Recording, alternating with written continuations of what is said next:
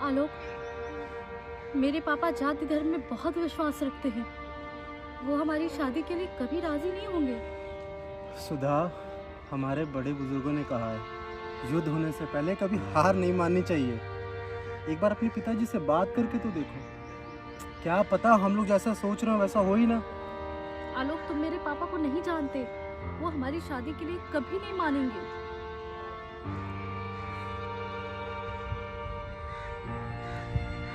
आलोक, अगर पापा हमारी शादी के लिए नहीं माने तो फिर हम क्या करेंगे?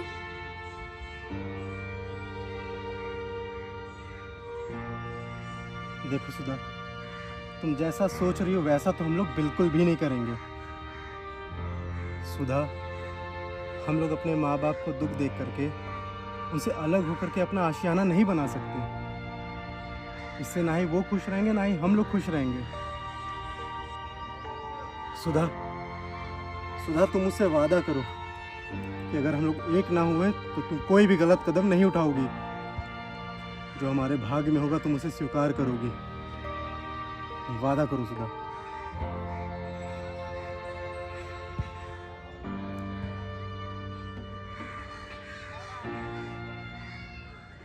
मेरे लिए जात धर्म मजहब सबसे पहले है, बाकी सब उसके बाद। भाई साहब, रामलाल ने अपनी लड़की की शादी अपने ही जात धर्म के लड़के के साथ की। अंत में क्या हुआ? दहेज के लोभियों ने उसकी बेटी को जला के मार दिया। रामलाल के साथ ऐसा हुआ तो ये जरूरी तो नहीं कि सबके साथ ही ऐसा हो। अरे भाई, समाज भी तो कोई चीज होती है। रामलाल ने अपने धर्म और जाति में अपनी लड़की की शादी की, कम से कम उसने समाज में अपनी नाक तो कटने से बचा ली। ठीक कह रहे हैं भाई साहब, रामलाल ने अपनी नाक तो बचा ली, पर बेचारा अपनी बेटी को न बचा पाया।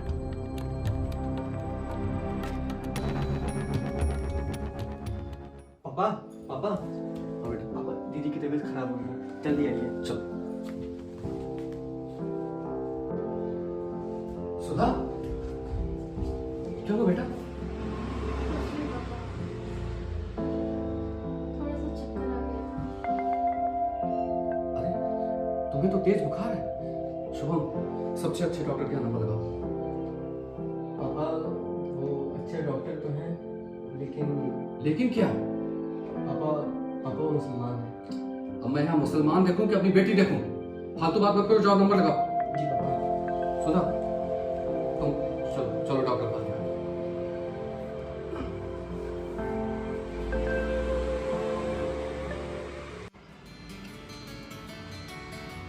पापा, ये लीजिए, सूप ट्राई करिए, मैंने बनाई है। बेटा, तुम्हें ये सब करने की क्या जरूरत है?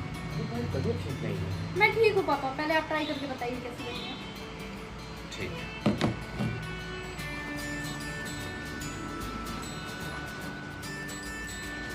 अच्छी। अच्छा, ये बताओ, शुभम कहाँ है? वो किसी से फोन पे बात कर रहे हैं। अच्छा, भेजो उसे। ठीक है।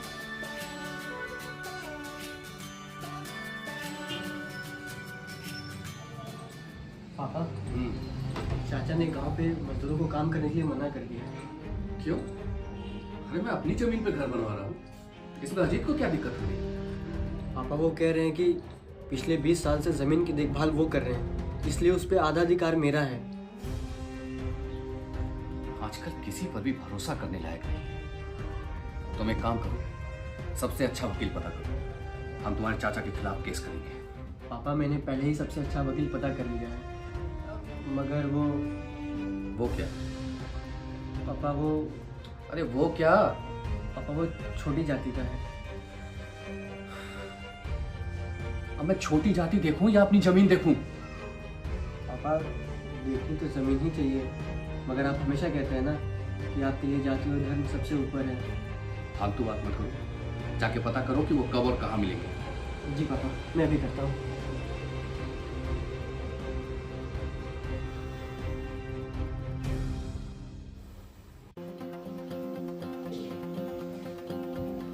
दीदी, मुझे तुमसे कुछ बात करनी है। हाँ बोलो, क्या बात करनी है? मुझे लगता है कि पापा अब जाति धर्म को लेकर के उतने सख्त नहीं रह गए, इसलिए मेरी मानो तो अपने प्यार के बारे में पापा को सारी बातें बता दो। पर मुझे डर लग रहा है। दीदी, जिस बात को लेकर तुम डर रही हो ना, वो बात अब पापा में नहीं रही, इसलिए अपनी सारी बात पापा को बता दो। ठीक है, पर तुम मेरा साथ दोगे ना? आखिरी सांस तक।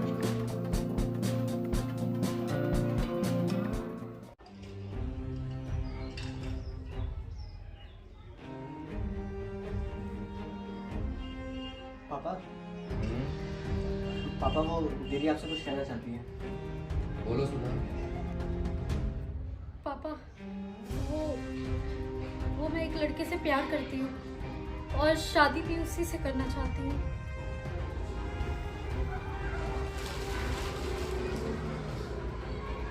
क्या नाम है उसका? आलोक। किस जाति का? पापा वो छोटी जाति का है। मैंने तुम लोगों से हमेशा कहा, मेरे लिए जात और धर्म सबसे पहले है, बाकी सब उसके बाद। पर पापा, आपने डॉक्टर और वकील के लिए तो जाति धर्म नहीं देखे, फिर दीदी की शादी के लिए जाति धर्म क्यों देख रहे हैं? कोई भी जाति और धर्म की बात करता है या मानता है तो वो डॉक्टर, इंजीनियर, वकील और अध्यापक में जाति बात नहीं ढूंढता, पर जब भी शादी की बात आती है तो उसके लिए जाति और धर्म सबसे बढ़कर हो जाता है, बाकी सब बाद में।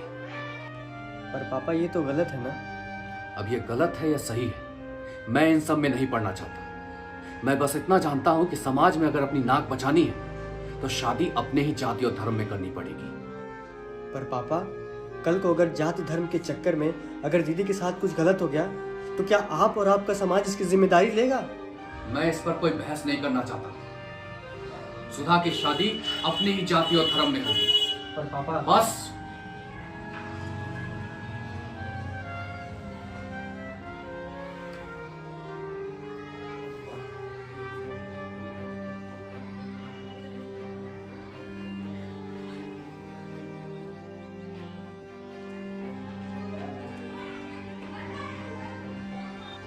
आलोक बोल रहे हो? जी बोल रहा हूँ। आप कौन? मैं सुधा का पापा बोल रहा हूँ। नमस्ते अंकल। ये नमस्ते वमस्ते अपने पास रखो और मेरी बात ध्यान से सुनो। हम बड़ी जाति के लोग हैं और तुम छोटी जाति के, इसलिए तुम्हारा सुधा के साथ विवाह करना इस जन्म में तो संभव नहीं। इसलिए बेहतर होगा कि तुम अपनी ही जाति के लड़की से शादी करो। मैं सुधा की शादी जल्द से जल्द कर दूंगा और इस दौरान अगर तुमने सुधा से मिलने की कोशिश भी की तो मुझसे बुरा कोई नहीं होगा। समझ गए?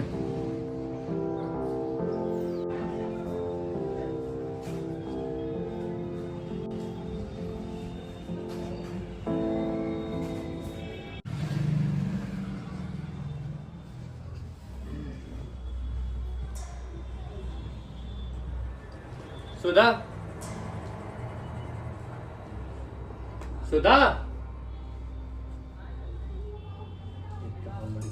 सुधा,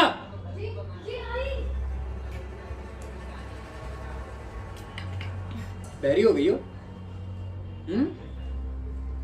छोटी छोटी बात कब तक समझाता रहूंगा मैं तुम्हें? कितनी बार समझाया है कि मेरे तैयार होने से पहले सामान अपनी जगह पे होना चाहिए। पता नहीं क्या सिखाया तुम्हारे बाप ने तुमको। कल से मैं सारा काम टाइम पे कर दूंगी, पर प्लीज आप मेरे पापा को बीच में मत लाया करिए। अच्छा, अब तुम्हारी जबान भी चलने लगी। क्यों ना बोलूं तेरे बाप के बारे में? हाँ, कोई महल बना के दिया है उसने या रोज पैसे भेजता है? मेरे घर में रहती है तू, मेरे, और अगर मेरे घर में रहती है ना तो मेरे हिसाब से चलना पड़ेगा, समझी? मेरे बाप के बारे में कुछ मत बोलिए। बोलूंगा, 1000 बार बोलूंगा। मेरा खाती है मेरा, तो मेरे हिसाब से रहेगी, समझी?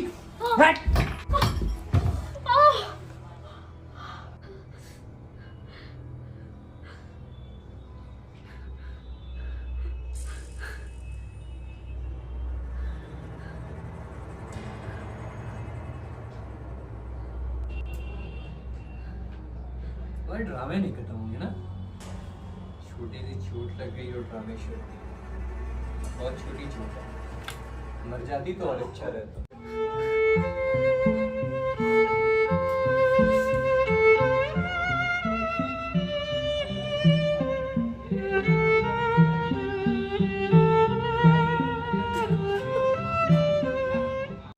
ठीक है पापा, अब मैं चलता हूँ। दीदी सुधा, पापा, दीदी, क्या बैठ। क्या हुआ बेटा? किसने किया ये सब? आपके दामाद ने। क्या सुरेश ने? हाँ, सुरेश ने किया है ये सब। शादी के एक हफ्ते बाद से ही मुझे छोटी छोटी बातों पे डांटता और मारता था, पर आज तो उसने हद कर दी। आपको गाली दे रहा था, मुझसे बर्दाश्त नहीं हुआ, मैंने उसे जवाब दे दिया। और देखिए उसने मेरा ये क्या हाल किया है। बेटा तूने मुझे पहले क्यों नहीं बताया कि वो तेरे साथ मारपीट करता है? उससे क्या फर्क पड़ता पापा?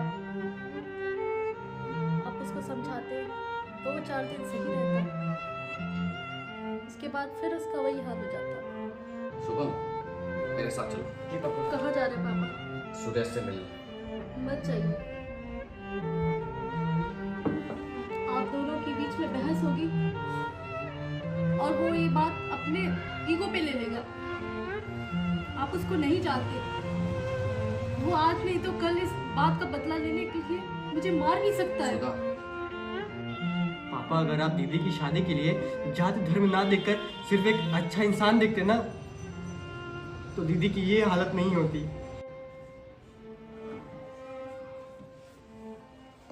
चलती हूँ पापा, दीदी कहाँ जा रही हो? अपने घर जा रही हूँ।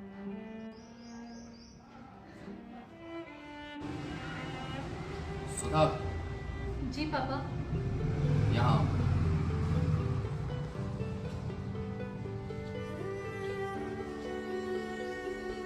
बैठ।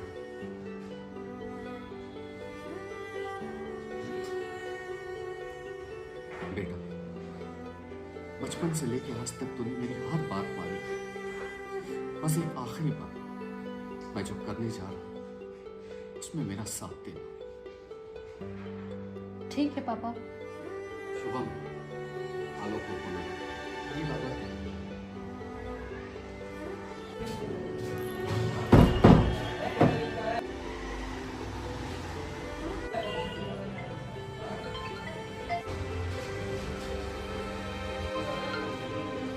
हेलो,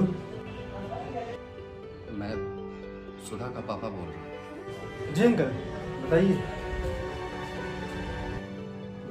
बेटा, मैं तुमसे माफी मांगना चाहता हूँ। किस लिए अंकल? बेटा, मैंने तुम्हें बहुत गलत समझा, तुम्हें बुरा भला बोला, तुम्हें नीचा दिखाया। हो सके तो मुझे माफ कर देना बेटा, मुझे माफ कर देना। अंकल, वो सब बातें तो मैं कब का भूल चुका हूँ। आपको माफी मांगने की कोई जरूरत नहीं है। मैं तुमसे हाथ जोड़कर विनती करता हूँ, मेरी बेटी से शादी कर लो बेटा, मेरी बेटी से शादी कर लो। अरे अंकल, ये आप क्या कह रहे हैं? सुधा की तो शादी हो चुकी है ना। वो शादी नहीं थी बेटा, वो मेरे जीवन की सबसे बड़ी गलती थी। वो दरिंदा सुधा को छोटी छोटी बातों पर मारता था, पीटता था। आज उस दरिंदे ने सारी हदें पार कर दी। ये क्या कह रहे हैं अंकल आप? सुधा ठीक तो है ना? मतलब कैसी है वो अंकल? वो ठीक है बेटा, और अभी मेरे पास ही है, पर अब मैं उसे उस दरिंदे के घर नहीं जाने दूंगा। तुम सुधा को अपनाओगे ना, उससे शादी करोगे ना? हाँ अंकल, मैं सुधा से शादी करूंगा अंकल, और उसे दुनिया की सारी खुशियां दूंगा। मैं तुम्हारा ये एहसान जिंदगी भर नहीं भूलूंगा। खुश रहो बेटा।